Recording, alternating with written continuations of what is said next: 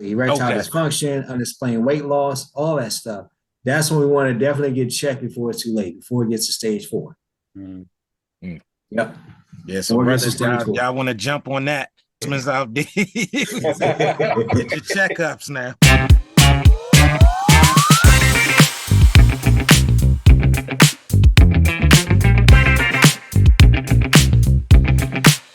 I want to first talk about, give y'all a clear vision on how the prostate looks, what's normal and what's abnormal.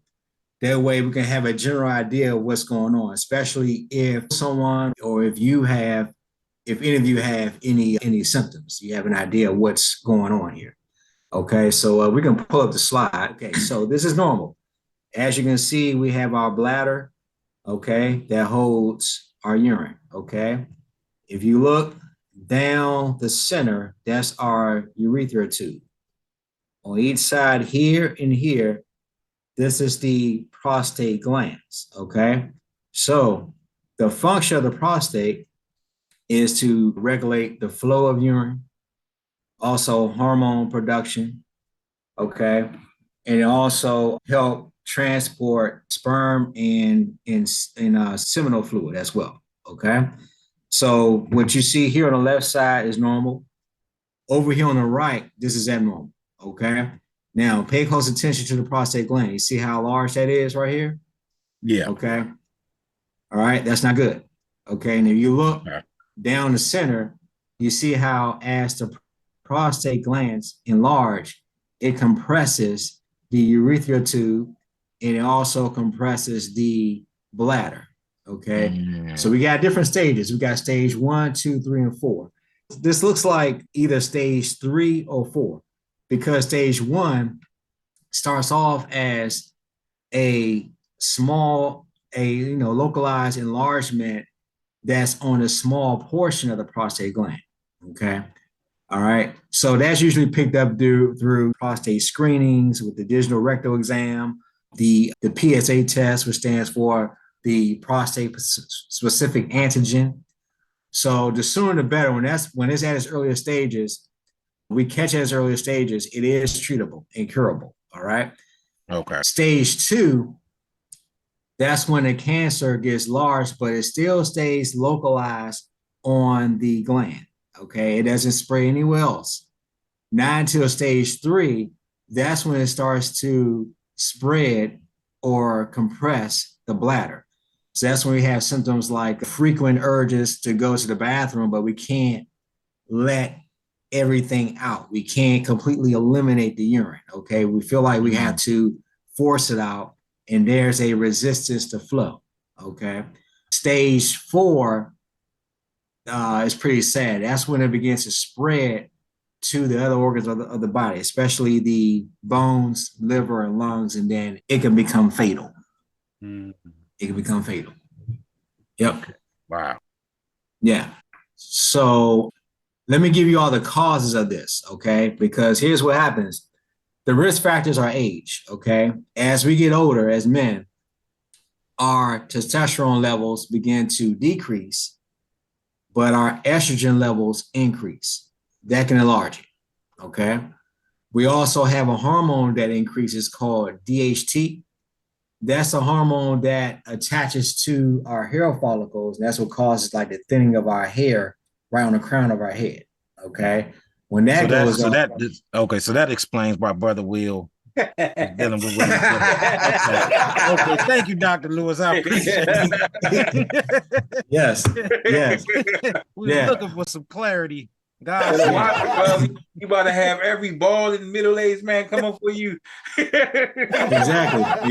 That as soon as we get in our 30s, that's when we see it thinning out right here. Yeah, I got this hat on. So. Exactly. So that's when that can enlarge it. A high level of spike in insulin can do it. Diabetes, obesity, because obesity produces, the more adipose fat we have around our abdomen region, that can also produce a high amount of estrogen, okay? There is some research out there that haven't came to the final conclusion yet that dairy can do it. So that's still pending, okay? Processed foods that's high in sugar can do it. And we also have to be aware of foods or snacks that has soy in it because soy produces estrogen and that can enlarge the prostate. Okay. We heard A quick a whole lot question. about soy, brother. Which is A whole the lot soy. about soy. I was wondering, Dr. Lewis, I've read somewhere that in Black or African Americans, there's a higher propensity or possibility of receiving as far as prostate cancer. Is that true? And if so, Yeah, why is that the case? yeah, because of the standard American diet. Think about the acronym for standard American diet, SAD, SAD. Yeah. Okay, yeah, it's just saturated with a bunch of carbs, sugar. Even if we don't taste it, the sugar is in there. Sugar is everywhere. So that's why we have to be careful what we eat. We have to take our time now to read the ingredients before we consume something, especially if it says added sugars. Okay. Even I mentioned before that there's a lot of like stuff out there that's in the healthy section, but if you look at the ingredients, it has high amount of sugar in it. And that can cause a spike in insulin. Our bodies become more insulin resistant, and that has a potential to enlarge the prostate. And also, you notice ever since the pandemic, people are not as active anymore. Yeah. A lot of people are teleworking, work from home. They're not moving around as much. So that can lead to having the potential to become obese. And that can cause some problems as well. So as men, we gotta stay active. We gotta take some time, take a break every once in a while. Like I mentioned before, at least do 30 minutes of some sort of physical activity. Okay. And Now that's a real good point. You had mentioned soy, Dr. Lewis. That soy is correlated with our producing estrogen, right? Yes. Yes. How much soy is too much? Because some people may take soy milk, they may soy products, and with the whole vegan diet craze, which has been marketed better than eating animal protein. So right. I think it's too much soy, and what I give it a happy medium. That's a good question. The only way you would know if you are consuming too much soy is just through your yearly or annual physical checkup. They run your blood work, your lab work on your blood. If they see that your estrogen levels are too high, then yeah, that means that you're probably consuming too much soy. Like I said, we have to be mindful. Even with the vegan diets can be tricky. Oftentimes we think because we're doing plant-based or vegan, we are consuming the right amount of foods, but we have to think about the details, what's hitting in the details. Okay. We have the soy, the sugar, that can definitely cause some problems. Yeah. Yeah. Because I know a lot of times, especially with those who subscribe to veganism, if you would say that, you do have to take, as far as your B12s and things like that. Exactly. And a lot of times, because of the soil, but we forget how the role the soil plays in the plant. So if it ain't good soil, the nutrients is not going to be absorbed. You're eating it, but you're really not getting everything that you should be getting.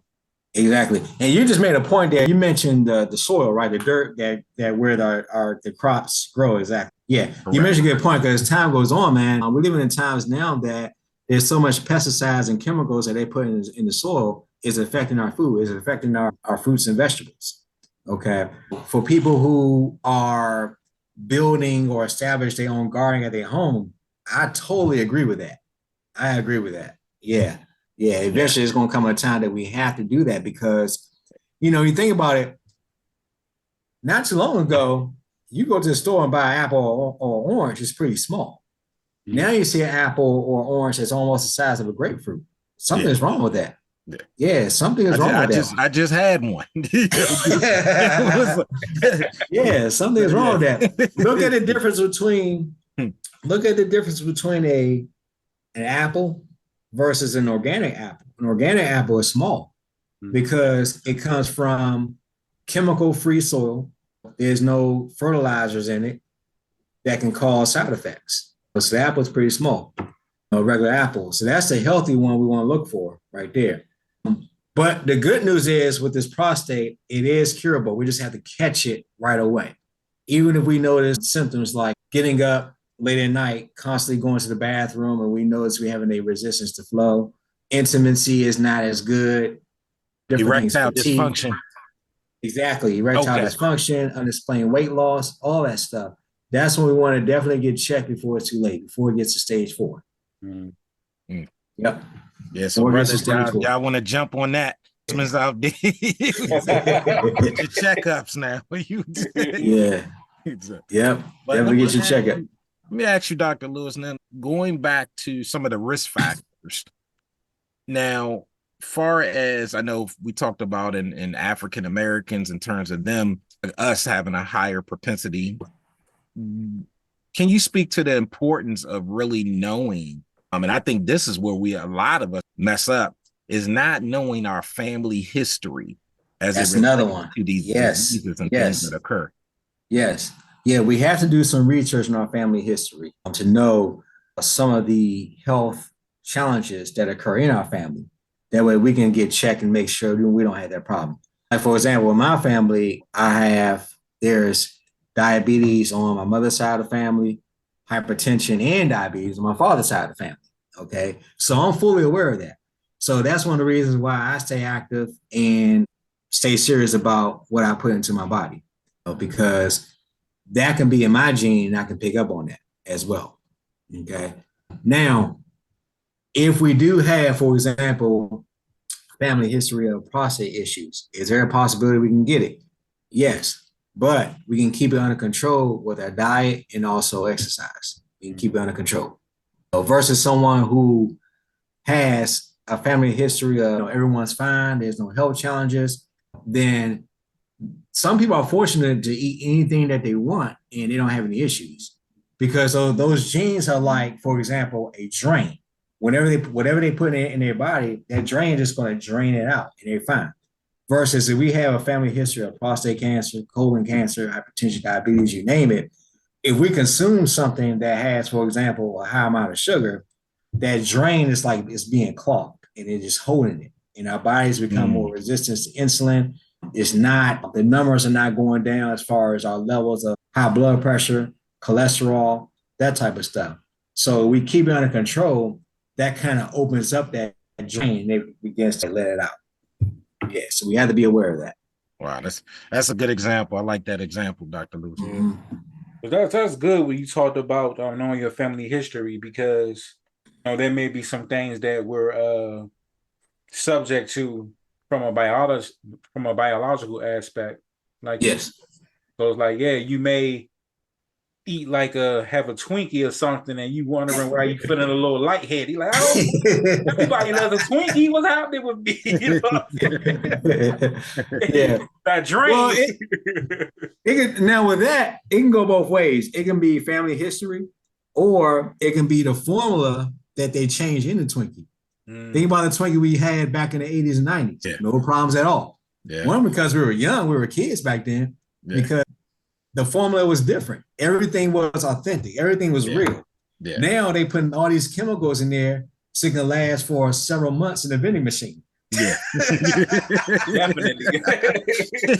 Yeah, it's been sitting in there 6 months. Like, Back then, if you buy a Twinkie, you got to put it in the refrigerator or the freezer to keep it fresh. Now you can let it sit in the cabinet for a long time until you get extremely hungry, then you go for it. And then you got a different feeling, like, whoa, I'm not feeling too good now. Yeah. See? So it's chemicals.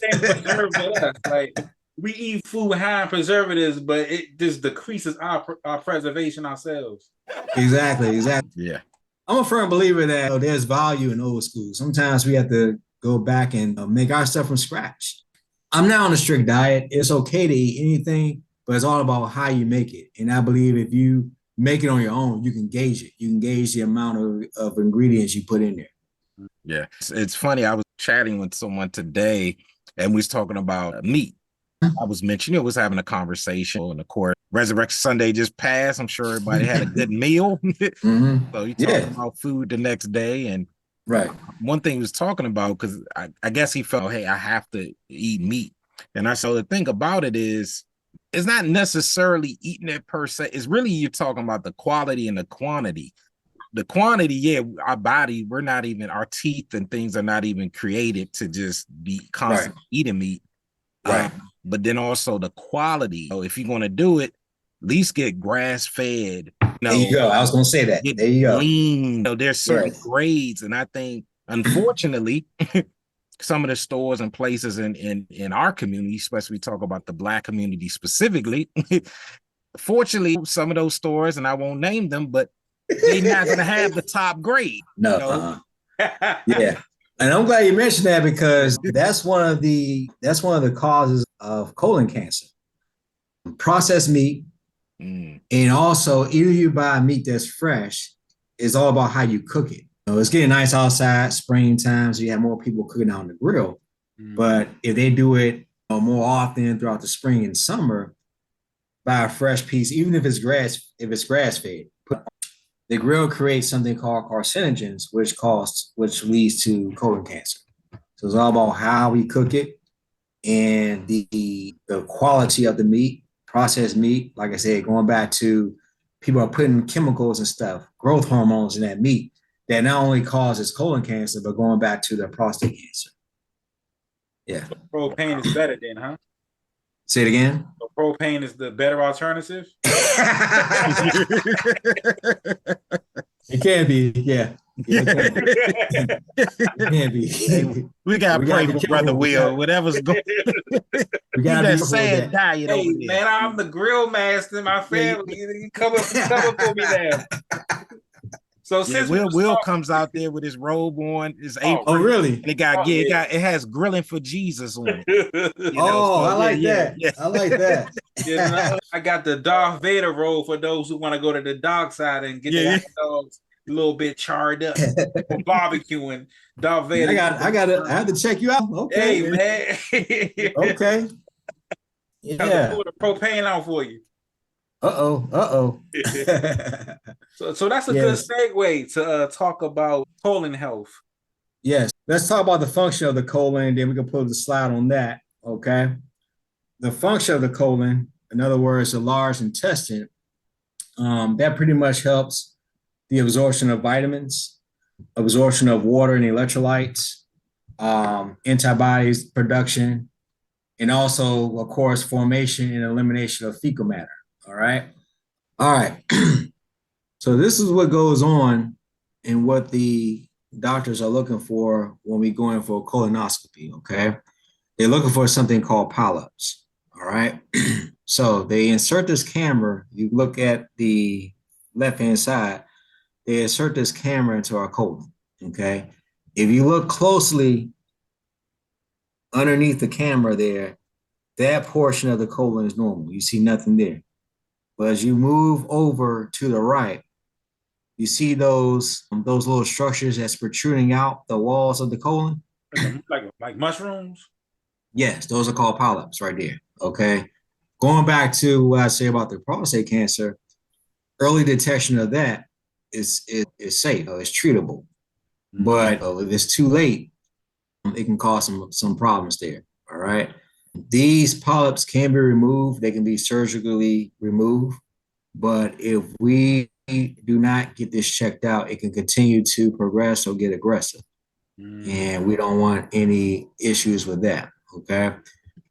So the signs and symptoms of that is blood in the stools, abdominal cramping, constipation, diarrhea, fatigue, and once again, unexplained weight loss, okay?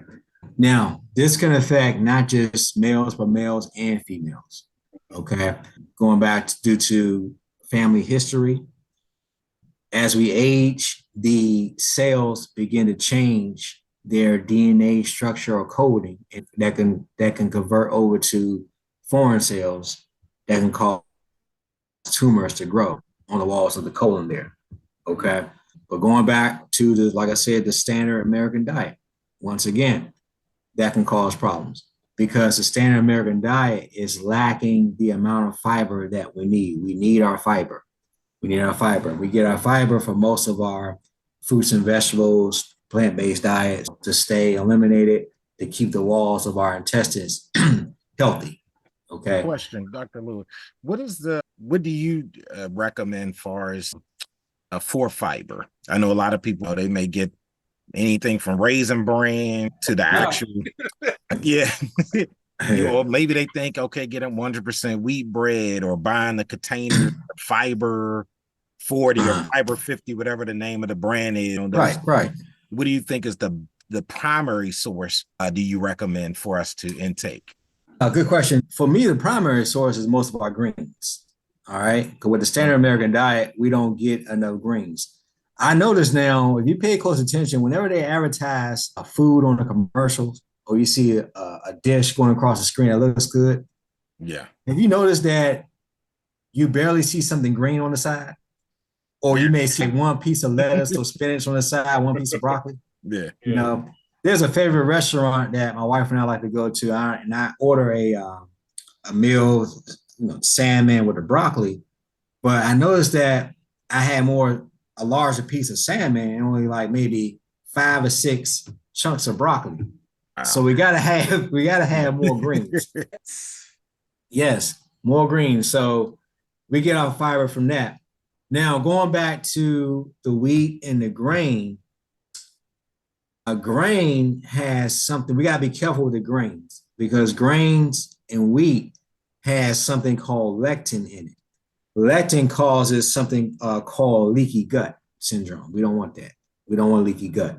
Which means that it affects the walls of our gut, of our colon, and it causes the bad bacteria to leak out. It can cause other problems. Okay. So we have to be very careful with that. But we get our fiber from most of our greens, most of our fruits. If you are into juicing or making smoothies, make sure that you use the blender, the Vitamax, the NutriBullet, because when you do that, you get the pulp with the fruit juice. The pulp has the fiber and the antioxidants that we need to keep ourselves regular. I don't recommend the juicers because the juice, you get nothing but the sugar that comes out. You juice apples, you get nothing but sugar. That's not going to do much. Yeah. We are getting our vitamins from the juice, but we're not getting our fiber.